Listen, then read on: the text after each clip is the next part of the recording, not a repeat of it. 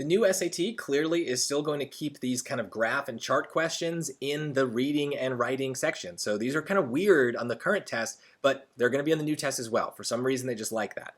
So what I used to advise, and I still do, what I always advise with these graphs is first check for accuracy, okay? So make sure that all of the answer choices actually say what the chart says. So I would do that. I'm just going to spoiler here that they all check out. So all of the data is an accurate reading of the chart. Okay, so we would check that. Sometimes on the current SAT, a bunch of choices won't be accurate and you can just get rid of them. Then we can think about relevance. Here they're all accurate. So I'll be curious to see as we get more new questions whether or not that pattern holds or whether they're always just going to be accurate and we can always just kind of skip to the relevance part.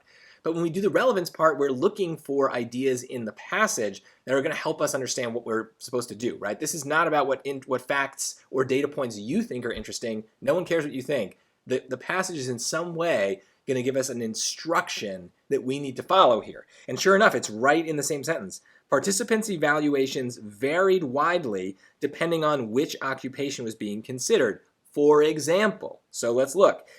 Choice A, 82% of participants, so 82% participants believe it is somewhat or very likely that a robot could work effectively as a tour guide, but only 16% believe that it is somewhat or very likely that a robot could work as a surgeon. So that looks good right off the bat. There's a wide variation in the numbers, so check that part off. And then the occupations are different, tour guide and surgeon. Now maybe there's more to it, so we should keep going, but let's take a look. So in B, 47% and 37%, that's a variation. But then look at the part about the occupations is working as a teacher, and then 37% believe that it is somewhat or very unlikely that a robot could do so. Do so is working as a teacher, so they're not varying the occupation. This doesn't work. This doesn't follow the instruction in the passage. Choice C, we've got a big problem right off the bat just looking at the numbers. 9% of participants were neutral, and then blah, blah, blah, the same percent of participants about the surgeon. So that's not a wide variation. That's the same number, so that doesn't count. And then D, 62% of participants believe that it is somewhat or very unlikely that a robot could work effectively as a firefighter. Well, great, but the choice is saying that we need to think about multiple occupations, right? It depends on the occupation. If you only give me one occupation in the sentence, then I don't have any way to see if it's a wide variation or not. So we need two. So these are all very simple things that the wrong answers fail to do. And notice that I'm kind of able to skip around as I read those choices and focus on the stuff that really matters. That's because I'm reading with purpose. I got a very clear instruction from the passage itself, from that sentence right here.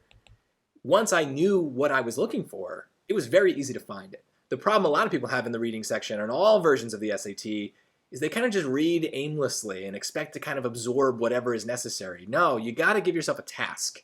The clearer your task, the more likely you are to accomplish it.